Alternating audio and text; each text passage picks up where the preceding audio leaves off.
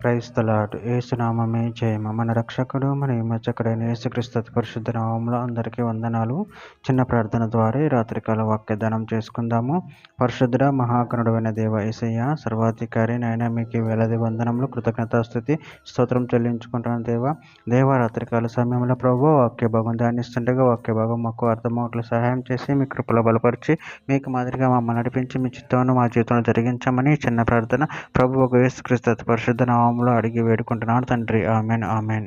లూకా సువార్త 18వ అధ్యాయం 18వ వచనము.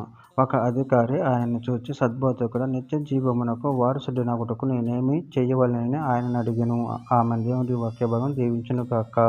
ప్రభునందు ప్రియులారా, ఇక్కడ వాక్య భాగంలో గమనించినట్లయితే ఒక అధికారి ఆయన చూచి సద్బోధకుడా, నిత్య జీవమునకు వారసుడనగుటకు నేనేమి చేయవలెనని ఆయన అడిగాను.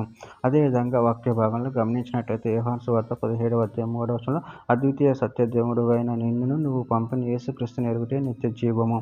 రోమీయులకు రాసిన పత్రిక 3వ అధ్యాయం 20వ వచనంలో ఏలియనగా ధర్మశాస్త్ర సంబంధమైన క్రియల మూలంగా ఏ మనుషుడును ఆయన దృష్టికి నీతిమంతుడని తీర్చబడడు. ధర్మశాస్త్రము వలన పాపం మనకు ఎట్లో తెలియజేయబడుచున్నది. ఎఫెసీయులకు రాసిన పత్రిక 2వ అధ్యాయం 8-9 వచనంలో మీరు విశ్వాసం ద్వారా కృపచేతనే రక్షింపబడి ఉన్నారు. ఇది మీ వలన కలిగినది కాదు, దేవుని వరమే. అది క్రియల వలన కలిగినది కాదు గనుక ఎవడునూ అతిశయపడ వీలు లేదు. కీర్తికి రాసిన పత్రిక 3వ అధ్యాయం 5వ వచనంలో మనము నీతిని అనుసరించి చేసిన క్రియల మూలంగా కాక తన కనికరం చొప్పున పునర్జన్మ సంబంధమైన స్నానము ద్వారాను పరిశుద్ధాత్మ మనకు నూతన స్వభావము కలుగజేయట ద్వారాను మనల్ని రక్షించెను. రోమీయులకు రాసిన పత్రిక 10వ అధ్యాయం 9-10 వచనాలలో అదేమనగా యేసు ప్రభువు అని నీ నోటితో ఒప్పుకొని దేవుడు నీ మృతుల నుండి ఆయనను లేపిన నీ హృదయమందు విశ్వసించినట్లు నువ్వు రక్షింపబడదు. ఏలియనగా నీతి కలిగినట్లు మనుషుడు హృదయంలో విశ్వసించును, రక్షణ కలిగినట్లు నోటితో ఒప్పుకొనును. అపోస్తల కార్యముల గ్రంథం 4వ అధ్యాయం 12వ వచనం మరి ఎవని వలన రక్షణ కలగదు, ఈ నామమునే మనము రక్షణ పొందవలెను గాని ఆకాశం క్రింద మనుషులలో ఇవ్వబడి మరి ఏ నామమున రక్షణ పొందలేము అనెను.